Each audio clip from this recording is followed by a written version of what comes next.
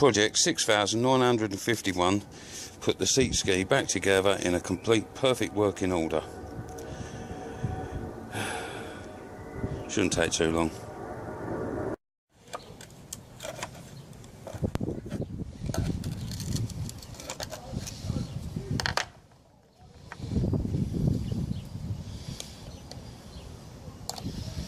Try to keep that all in one piece if we can. That bit's already broken off.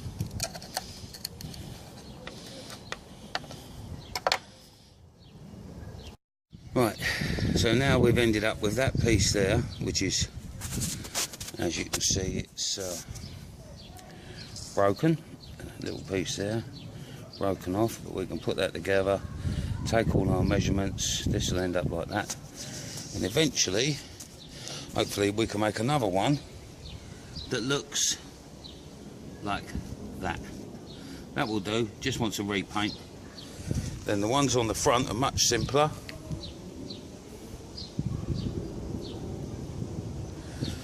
They're a simpler thing altogether on the front.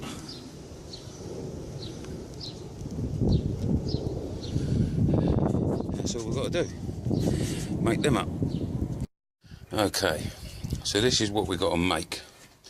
And that is 4 inches long, the base, by 2.5 inches wide that way. Now, once we've made a simple flat base, and then we have a look across there, work out what these are. They're just over 1/2 inches. These are just over 1/2 inches wide.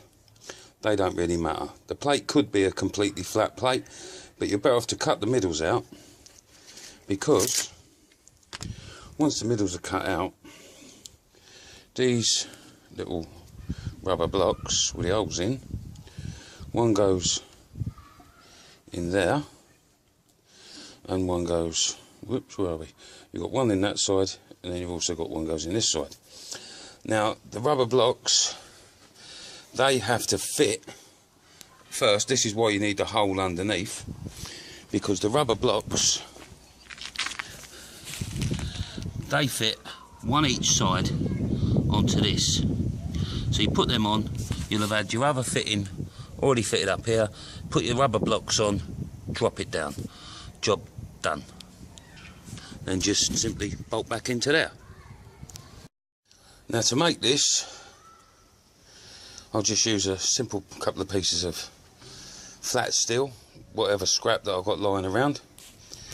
We'll make the base, make a nice strong solid base, then cut it out afterwards. Then here we'll simply make a loop over the rubber, welded, and then it can have a little back piece on it, whatever, not a problem. This here is where it gets a little bit harder, because we need to make these triangular pieces, and they've got to be the right length. They can be taller, but we must drill these in at the exact length, these holes, for the cantilever to work on the top of it. We'll do one against this and one over here. It doesn't have to be as precise and shaped like that particular one looks. Here's one that I made earlier. Well, actually, made it years ago. Not the best looking thing in the world, but it does the job, and it is stronger than the nylon one that was originally on there. So you can see, and here I never even got round to putting a block in there, because the block is kept in place by the little bit of metal at the bottom. Ideally it wants something put in across here, but that's nothing to worry about. Okay, so basically I've drawn an outline of the size plate we're going to want. The bit in the middle, that will all get cut out. These pieces here is just giving an idea where it will get welded on, but these will actually get welded on to here, and it will be a loop that goes up and over like this end. So it goes up and over down to that side to hold in, where are we, like this rubber will go here, for example. The other rubber will be going on that end. You'll have to excuse this shaky camera, but I'm crap at it. Now, so you've got those two Obviously they have their bar in the middle, whatever. That gives us these two pieces. So once that's already a flat plate, we'll say, on here. Then here is just looped over, a bit of metal welded on with some sort of back into it. Again here, now what we do here is we loop right over there, but then once that's on, we have to make this piece here, the big piece. Well, we can cut that out afterwards. That's not a problem. That's just done out of a piece of metal.